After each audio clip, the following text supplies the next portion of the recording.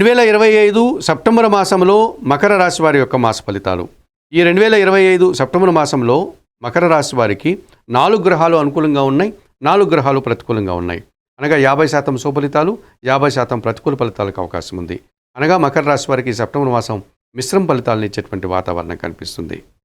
2025 September మాసంలో మకర రాశి వారికి చతుర్థ లాభాధిపతి అయినటువంటి కుజుడు సెప్టెంబర్ నెల 14 వరకు కూడా దశమములో తులారాశిలో సంచరించడం వల్ల కుటుంబం కోసం భూములు కొనుగోలు చేయడం, వాహనాలు కొనుగోలు చేయడం, రియల్ ఎస్టేట్ రంగంలో వాహన లాభాలు, భూ లాభాలు అందుకోవడానికి అవకాశం ఉంది.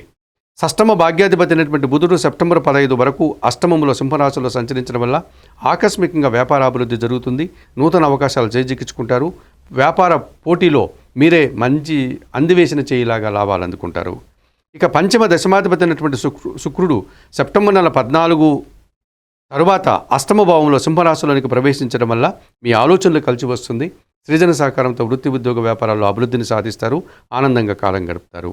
జన్మరాశ్యాధిపతి ద్వితీయాధిపతి అయినటువంటి శని భగవానుడు ఈ నెలంతా తృతీయ భావంలో మీనరాశిలో సంచరించడం వల్ల జన సహకారం, పనివారి సహకారం వల్ల ఇంట బయట చాలా పనులు పూర్తి చేస్తారు.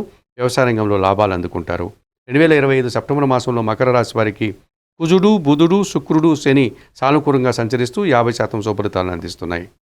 ఇక ప్రతికూలంగా మకర రాశి వారికి అష్టమాధిపతి అయిన సూర్య భగవానుడు ఈ నెలంతా కూడా అష్టమ భాగ్యభావాల్లో అనగా సింహ కన్యా రాశుల్లో సంచరించడం వల్ల అనారోగ్య సమస్యలు, తండ్రితో మనస్పర్ధలు, అధికారులతో అభిప్రాయ భేదాలకు అవకాశం ఉంది. తృతీయ వ్యయాధిపతి అయినటువంటి గురువు ఈ నెలంతా కూడా షష్టమ భావంలో మిథున రాశిలో సంచరించడం వల్ల పెద్దల సహకార లోపం కనిపిస్తుంది.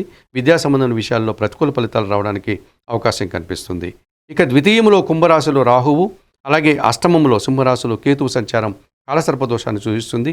మీరు అనుకున్న పనులు చేయలేకపోతారు, ఆశించినటువంటి ఫలితాలను అందుకోలేకపోతారు.